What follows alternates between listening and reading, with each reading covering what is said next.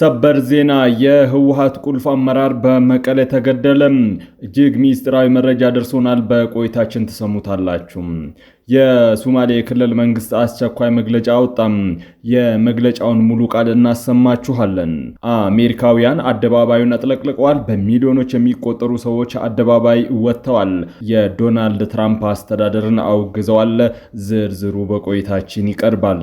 ውድ ቤተሰቦቻችን በሰዓቱ ቆይታችን እነዚህንና ሌሎችንም ሀገር አቀፍ ቀጠናዊና ዓለም አቀፍ መረጃዎችን በዝርዝር ወደ እናንተ እናቀርባለን። ለቤቱ አዲስ የሆናችሁ ሰብስክራይብ በማድረግ የደወል ምልክቷን በማብራት የቤቱ አባል ትሆኑ ዘንድ በታላቅ ትህትና እንጋብዛለን። በቅድሚያም የዕለቱን የቢዝነስ ዘገባዎች አስቀድመን ወደ ዝርዝር ዘገባዎቹ እናልፋለን። ዛሬ በኢትዮጵያ ንግድ ባንክ አንድ የአሜሪካን ዶላር 153 ብር ተገዝቶ 156 ብር ይሸጣል። ፓውንድ ስተርሊንግ 199 ብር ከ4 ሳንቲም ተገዝቶ 203 ብር ከ4 ሳንቲም የሚሸጥ ሲሆን የአውሮፓ ዩሮ 176 ብር ከ1 ሳንቲም ተገዝቶ 179 ብር ከ7 ሳንቲም ይሸጣል። የስዊዝ ፍራንክ 188 ብር ከ4 ሳንቲም ተገዝቶ 192 ብር ከ2 ሳንቲም የሚሸጥ ሲሆን የኩዌት ዲናር 489 ብር ከ8 ሳንቲም ተገዝቶ 499 ብር ከ6 ሳንቲም ይሸጣል። የቻይና ዩዋን 21 ብር ከ7 ሳንቲም ተገዝቶ 22 ብር ከ1 ሳንቲም የሚሸጥ ሲሆን የተባበሩት አረብ ኤሚሬቶች ድርሃም 41 ብር ከ6 ሳንቲም ተገዝቶ 42 ብር ከ5 ሳንቲም ይሸጣል። የሳውዲ ሪያል 40 ብር ከ7 ሳንቲም ተገዝቶ 41 ብር ከ5 ሳንቲም በዛሬው ዕለት እየተሸጠ ነው። ከሶማሌ ክልላዊ መንግስት ኮሚኒኬሽን ጉዳዮች ቢሮ የተሰጠ መግለጫ። የሶማሌ ክልል ህዝብና መንግስት ተገንጣይና አሸባሪ በሚሉ ጊዜ ያለፈባቸው ውንጀላዎች አይሸማቀቅም። ለዘመናት ከመሃል ፖለቲካ ተገልሎ ከሀገሪቱ ኢኮኖሚ ፍትሃዊ ተጠቃሚ ሳይሆን የኖረው የሶማሌ ህዝብ በአሁኑ ሰዓት በመሃል ፖለቲካና በኢኮኖሚ ያለው ተሳትፎ ከምንጊዜውም በላይ ከፍ ማለቱ የማይካድ ሀቅ ነው። ይሁን እንጂ ትላንት ስልጣን ላይ በነበሩ ጊዜ ህዝባችንን ለመጨፍጨፍ፣ ሴቶቻችንን በጅምላ ለመድፈርና ሀብታችንን ለመበዝበዝ ተገንጣይ አሸባሪ የሚል ታፔላ ለጥፈው ዘግናኝ የሰብአዊ መብት ጥሰቶችንና የዘር ማጥፋት ወንጀሎችን በህዝባችን ላይ የፈጸመው ጸረ ኢትዮጵያዊው ዘረኛው ጽንፈኛው ኃይል ዛሬ ያንኑ የትላንትናውን ውንጀላውን በማስተጋባት በሶማሌ ክልል መንግስትና አመራር ላይ ሰፊ ስም ማጥፋት ዘመቻ ማካሄዱን ተያይዞታል። ሀገር በማስገንጠልም ሆነ ኢትዮጵያን የባህር በር በማሳጣት አሳፋሪ ታሪክ ያለው ይህ ዘረኛና ከፋፋይ ቡድን በረጅም የውንብድና ታሪኩ ባደረሳቸው ግፎች ሳይወሰን በኢትዮጵያውያን የተባበረ ትግል ከስልጣን ከተባረረ በኋላም እኔ ከሞትኩ ሰርዶ አይብቀል በሚል ፈሊጥ የለውጡን መንግስት ለመቀልበስ ተከታታይ የሽብር ስራዎችን ሲያስፈጽም ቆይቶም ያሰበው ኢትዮጵያን እርስ በርስ የማጫረስ እኩይ አጀንዳ ሲከሽፍበት ሀገርን ለመበተን በግላጭ የሀገር አለኝታ የሆነውን መከላከያ ኃይላችንን በማጥቃት የሀገር ክደት የፈጸመ አፍራሽ ኃይል መሆኑን የኢትዮጵያ ሕዝብ የሚያውቀው እውነታ ነው። ይህ ቡድን ነው እንግዲህ የሀገር ወዳድና ደህንነት ተቆርቋሪ የሆነውን የሶማሌ ክልል መንግስትና አመራርን ተገንጣይ አሸባሪ ብሎ በተከፋይ አፈቀላጤዎቹ በኩል ጣት ለመቀሰር የሚወደው። የቆየውን ታሪክ ትተን ባለፉት 7 ዓመታት ውስጥ የሶማሌ ክልል የብሔሮችና የሃይማኖት መቻቻል ተምሳሌት እንዲሁም ረጅሙን የሀገራችን የምስራቅ ድንበር በልጆቹ ደምና አጥንት ያስከበረው የክልሉ ህዝብና መንግስት ተገንጣይና አሸባሪ ስለሆነ ነው ወይ? በህዝባችን መካከል የቆዩ መጠራጠሮች እንዲቀሩና ኢፍትሃዊ የሆነው የፍጆታና ስሁት ትረካ እንዲስተካከል ከማንም በላይ የክልሉ አመራር በግንባር ቀደምትነት የታገለው ኢትዮጵያን ላለማፍረስ ነው። ዛሬም ለማዕከላዊ መንግስት አልገዛም በማለት በግልጽ ከሀገሪቱ የፖለቲካና ህገ መንግስታዊ ስርዓት ሙሉ በሙሉ ለመውጣት የተፍጨረጨረ ያለው ኃይል የመሸገው ሶማሌ ክልል ነው። ከምንም በላይ በተገንጣይም ሆነ ኢትዮጵያን በዘር በመከፋፈል የሚታወቀው ኃይል በየትኛው ሞራል ነው እሱ በሰሜን ሀገር ለማፍረስ ሲንቀሳቀስ በምስራቅ ሀገር ያቃናውን ህዝብና መንግስት በአሸባሪነትና በተገንጣይነት ለመክሰስ የሚችለው? ለረጅም ዓመታት በተለያዩ ስርዓቶች ዘላን ሰርጎ ገብ ተገንጣይ አሸባሪ የተባለ መገደሉ ሳያንስ አጋር የሚል የዳቦ ስም ተሰጥቶት ከፖለቲካና ከኢኮኖሚ እንዲገለል ተደርጎ የተበደለውን ህዝብ ማንነቴን ይወክላል ብሎ ያመነበትን ስምና መገለጫ ስለተሰጠው ጸረ ኢትዮጵያዊ ተደርጎ የሚሳልበት ምክንያት ሊኖር አይገባም። ይህ የህዝብ ፍላጎት እንደ ግለሰብ ወይም ግለሰቦች ውሳኔ አድርጎ ማቅረብ መኮነን ትላንት ህዝባችንን የጨፈጨፉ ኃይሎች ዛሬም ለህዝባችን ንቀት እንዳላቸው ከኔ ያውቃለሁ አስተሳሰባቸው አለመላቀቃቸውን በግልጽ ያመለክታል።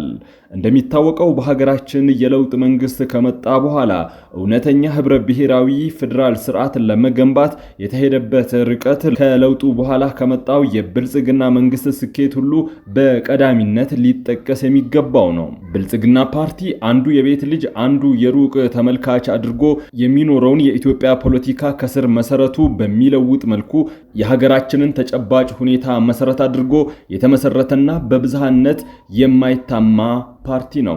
የሶማሌ ክልል ህዝብ ለበርካታ ዓመታት ሲናፍቅ የኖረውን እንደ ጤና፣ መንገድና ትምህርት የመሳሰሉ የመሰረተ ልማት አውታሮችን በስፋትና በጥራት ማግኘት በጀመረበት በዚህ ወቅት የክልሉን ህዝብ ጸረ ኢትዮጵያ አመለካከት ያለው በማስመሰል የክልሉን ገጽታ ለማጠልሸትና የህዝቡን የለውጥ ተስፋ ለማጨለም አጀንዳ ቀርጸው የሚንቀሳቀሱ ኃይሎች የሴራ ትንተና፣ የተዛባ መረጃን ያካተተ የሚዲያ ጦርነት አጠናክረው ቀጥለዋል። የሶማሌ ህዝብ ኢትዮጵያዊ መሆኑ ሶማሌነቱን መተው አለመሆኑን ጠንቅቆ የሚረዳ ሶማሌነቱና ኢትዮጵያዊነቱ የማይጋጩበት ህዝብ መሆኑን ለሀገር አንድነት ሰላም ባበረከተው አስተዋጽኦ ያስመሰከረ ህዝብ ነው። ይህንንም ሀገር ፈተና በገጠማት ጊዜ የህይወት መስዋዕትነት በመክፈል በተግባር አረጋግጧል። በአሁኑ ሰዓት የሶማሌ ህዝብ ቀዳሚ ምኞቱና ፍላጎቱ ሰላሙን አጽንቶ ልማቱን በማስቀጠል ዴሞክራሲያዊ ባህል የሆነባት በብሔራዊ ወንድማማችነት ላይ የተመሰረተ ጠንካራ አንድነት ያላት የበለጸገች ኢትዮጵያን እውን ሆና ማየት ነው። ይህ ደግሞ የዳርና የመሃል በሚል ተከፍሎ የኖረውን የሀገራችንን ፖለቲካ በመለወጥ የመሃል ፖለቲካን በብዝሃ ኢኮኖሚ ስርዓት በመዘርጋት ሁሉንም ተደራሽ የሚያደርግ መዋቅራዊ ጥንካሬ ባለው ብልጽግና ፓርቲ በመሆን ላይ ይገኛል።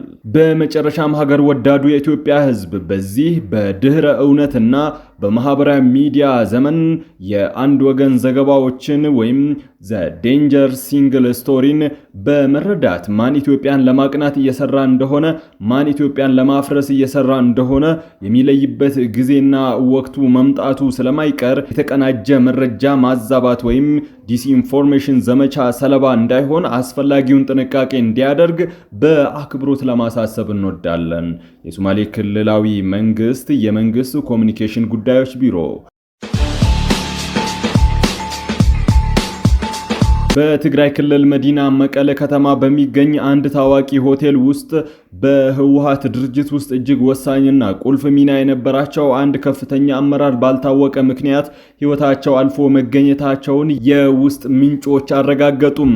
ከመቀለ የደረሰን ሚስጥራዊ መረጃ እንደሚያመላክተው ግለሰቡ ሆቴል ውስጥ በድንገት ህይወታቸው አልፎ የተገኘ ሲሆን የአሟሟታቸው ሁኔታ አጠራጣሪ መሆኑ ተገልጿል። ምንም እንኳን እስካሁን ድረስ በይፋ የወጣ የህክምና የምርመራ ውጤት ባይኖርም የመጀመሪያ ደረጃ ግምቶች አመራሩ በመርዝ ሳይገደሉ እንዳልቀረ ይጠቁማሉ።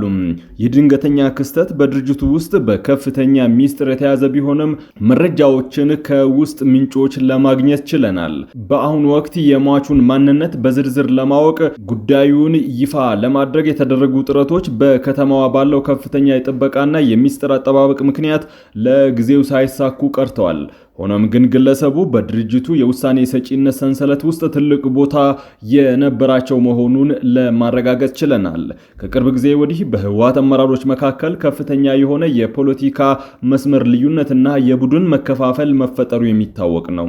ይህን ተከትሎም የግለሰቡ ሞት ከተፈጠረው የውስጥ ሹኩቻ ጋር በቀጥታ የተያያዘ ሊሆን እንደሚችል ግምቶች እየተሰነዘሩ ይገኛሉ። መረጃዎች እንደሚያመላክቱት በአመራሩ ውስጥ የተፈጠረው መከፋፈል ወደ ለየለት መጠላለፍ በመሸጋገሩ አንደኛው የድርጅቱ ክንፍ ሌላኛውን ተጽዕኖ ፈጣሪ አመራር ለማስወገድ የወሰደው እርምጃ ሊሆን እንደሚችል ስጋቶች አሳይተዋል። የአመራሩ ሞቶ መገኘት በመቀሌ በሚገኙ ከፍተኛ ባለስልጣናት ዘንድ መደናገጥን የፈጠረ ሲሆን ሆቴሉና አካባቢው በከፍተኛ የደህንነት ኃይሎች ቁጥጥር ስር መዋሉ ተሰምቷል። ጉዳዩ በድርጅቱ ውስጥ ያለውን አለመግባባት ይበልጥ እያወሳሰበው እንደሚገኝ የፖለቲካ ተንታኞች ስጋታቸውን እየገለጹ ይገኛሉ። እስካሁን ድረስ ከህወሓትም ሆነ ከክልሉ ጊዜያዊ አስተዳደር በኩል የተሰጠ ይፋዊ መግለጫ የለም። ይሁን እንጂ የሟቹ የሟቹን ማንነትና ተያያዥ መረጃዎችን ለማጣራት የሚደረገው ጥረት ተጠናክሮ ይቀጥላል።